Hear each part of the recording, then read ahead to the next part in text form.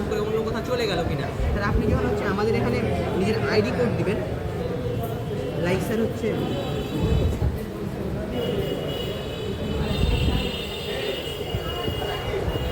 আমাদের শিক্ষার্থীর ID code হচ্ছে 111101।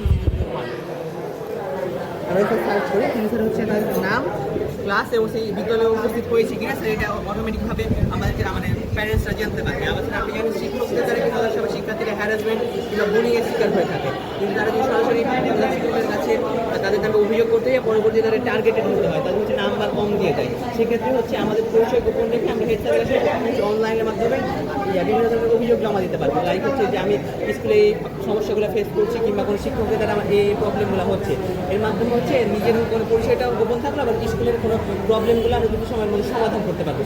আমাদের মূলত লক্ষ্য হচ্ছে ভবিষ্যৎ প্রজন্মকে সুস্থ এবং নিরাপদভাবে স্কুলে যাতে আমি শিক্ষা প্রদান করতে পারি আমাদের শিক্ষকেরা সেটি, এবং তারা যাতে কোনো ভয়ভীতি বা কোনো শিক্ষকের কোনো হ্যারাসমেন্ট ছাড়াই শিক্ষা গ্রহণ করতে পারে এবং নিরাপদে স্কুল থেকে বাড়ি এবং যাতায়াত করতে পারে।